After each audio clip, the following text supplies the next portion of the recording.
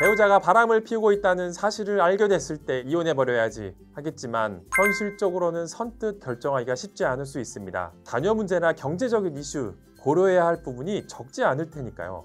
안녕하세요. 제대로 이혼합시다. 제대로 이혼학교의 장기봉 변호사입니다. 이런 경우에 고려해볼 만한 선택지가 상간자 소송인데요. 효과적인 방법일 수는 있지만 송사에 휘말리는 것 자체가 부담스러울 수 있는 것은 사실입니다. 그래서 전략적으로 경고의 의미를 담은 내용 증명을 보내는 것이 하나의 좋은 옵션이 될 수 있습니다.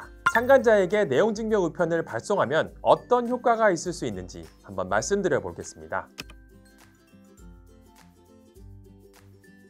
일반적으로 격식을 갖춘 내용증명 우편을 수령하게 되면 상당히 무게감이 있게 받아들여지기 때문에 경고 효과를 톡톡히 볼 수 있습니다. 특히 법무법인이나 변호사 명의로 발송을 하게 되면 그 효과가 배가 될 수 있겠죠.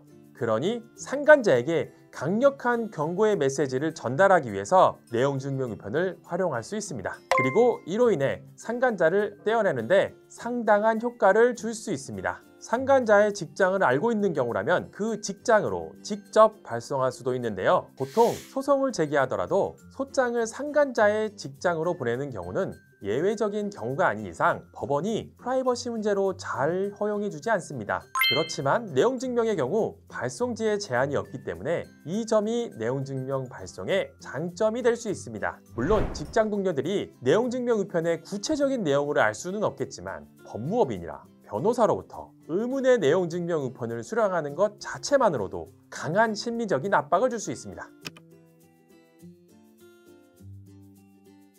상간자 소송에서 유리한 증거로 활용할 수 있습니다. 상간자 소송을 하다 보면 의외로 상간자가 고의성을 부인하는 경우가 많이 있습니다. 기혼자인지 몰랐다는 것인데요. 상간자가 내용증명을 받은 이상 그와 같은 변명을 할 수 없겠죠. 또한 내용증명 우편을 받고도 계속 불륜을 저지른다면 불법성이 높아져 위자료 금액이 상향될 여지도 있습니다. 간혹 불륜의 증거가 부족한 경우가 있습니다. 이 경우 상간자 소송을 제기하기가 부담스러울 수 있죠. 따라서 내용증명 우편이 상황을 해결하기 위한 대안적인 방법이 될 수 있습니다. 증거가 명백한 경우라면 내용증명을 통해 소송 없이 사과를 받고 위자료를 지급받기도 합니다. 상간자 입장에서도 송사에 휘말리지 않고 특별한 잡음 없이 조기에 사건을 종료시키려고 하는 경우가 많이 있습니다. 그래서 간혹 상간자 측에서 먼저 합의 제의가 들어오기도 하지요.